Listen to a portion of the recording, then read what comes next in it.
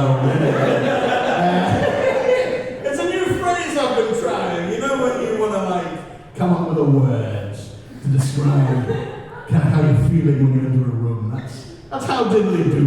Do we have any notes? Any suggestions?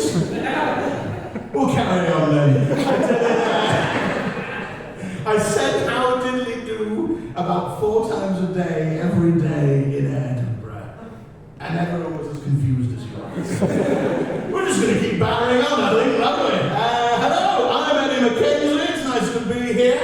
And I am currently in a state of mourning. Drygate, Glasgow, I know. I'm not going to assume that anyone has seen me before, but what is missing from this delightful, cute little cherubim face is a big bushy beard! I'm not normally clean-shaven, people of Glasgow, and I don't like it.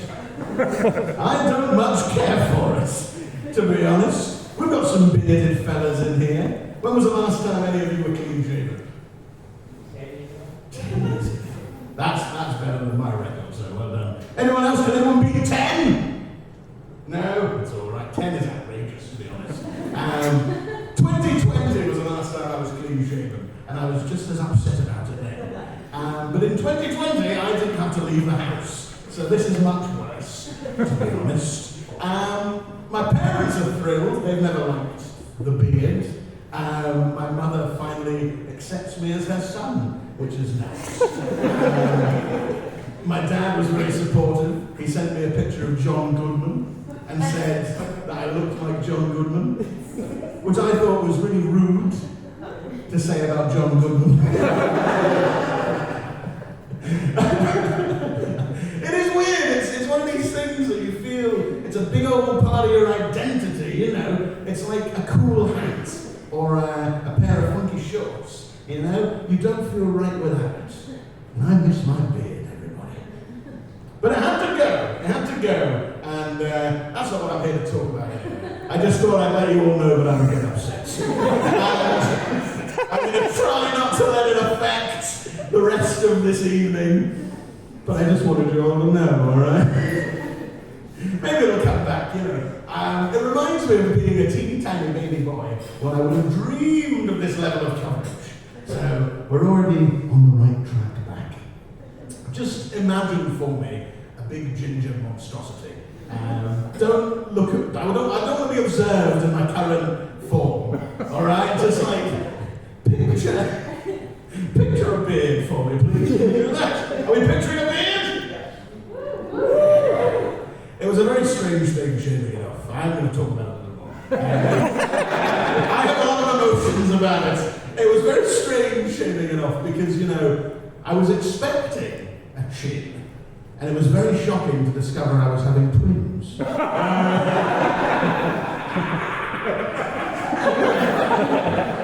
You know, I knew something was brewing down there, but I had no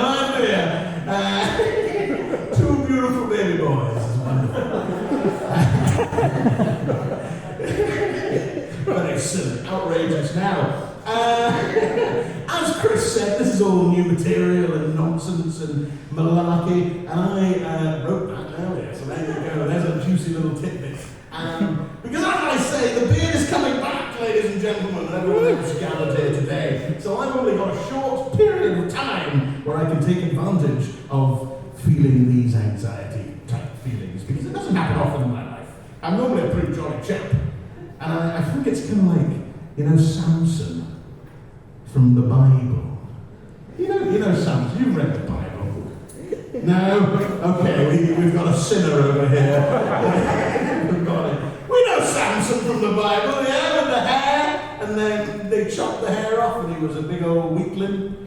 We know Samson. Obviously, I thought this was a nice group.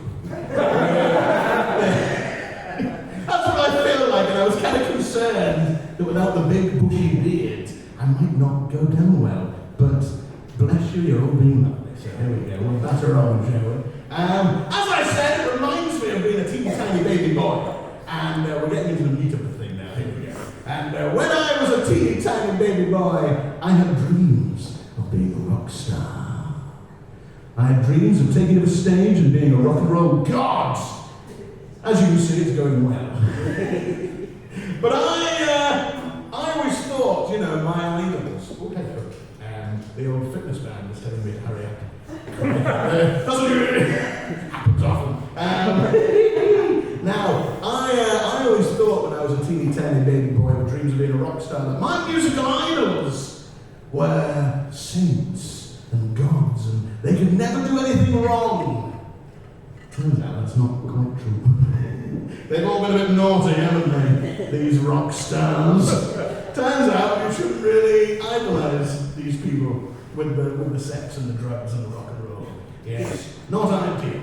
And what I've done is I've written a little song about some of my favourite musicians being naughty, naughty beggars. Let's do a quick bit of audience interaction. Who has got a musical idol? Like somebody they're a super fan of? Let me hear, shout it out.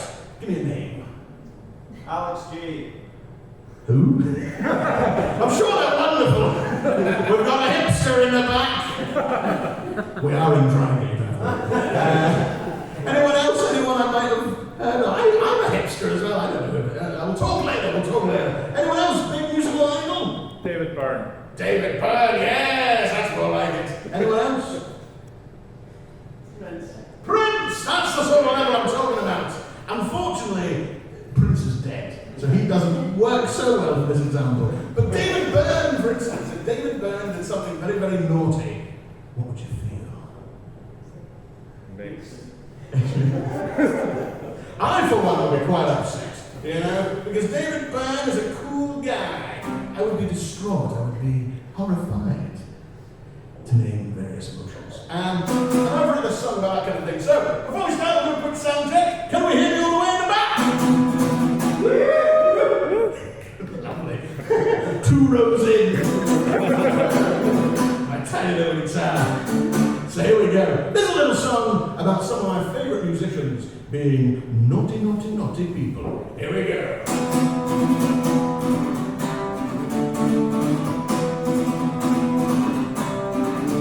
One, two, my favourite rock stars always let me down. Show a bigger smile to even bigger frown. Act like they're just like a still, get rich and renowned. We used to love the noise, now I tremble at the sound. Bruce Dickinson voted for Brexit. Roger Daltrey voted for Brexit. Right said Fred voted for Brexit. Ringo Starr voted for Brexit. Why do my favourite rock stars always let me down? Show my big old smile to even bigger than frown. Right back just like a still, get rich and renowned. Used to love the noise, now I tremble.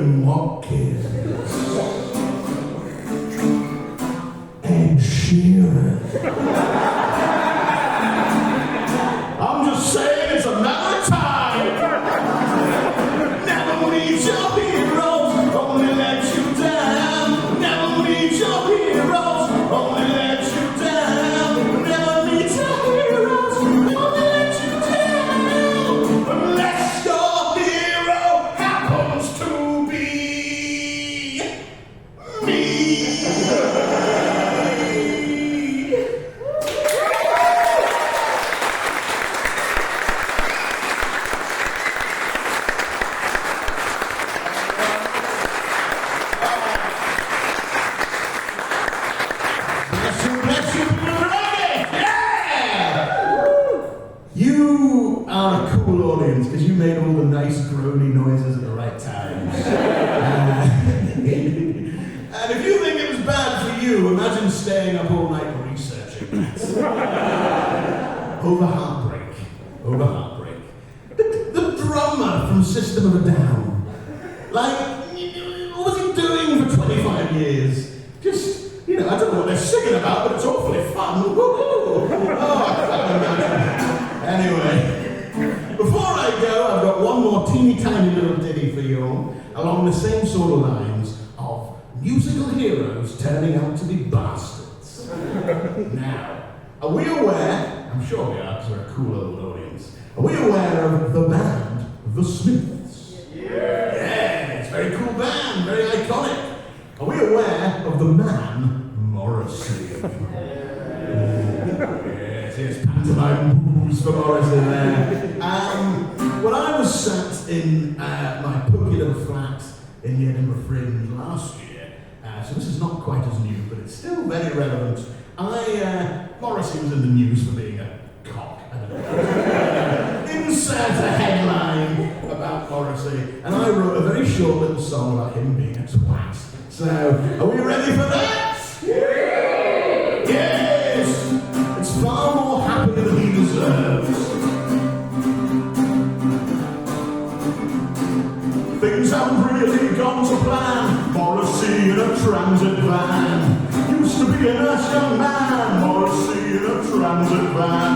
Vegan but loves gammon. Morrissey in a transit van. Racist, sexist, actual ban. Morrissey in a transit van. Morrissey in a transit van. Morrissey in a transit van. Morrissey in a transit van. Morrissey ain't no charming man. Thank you!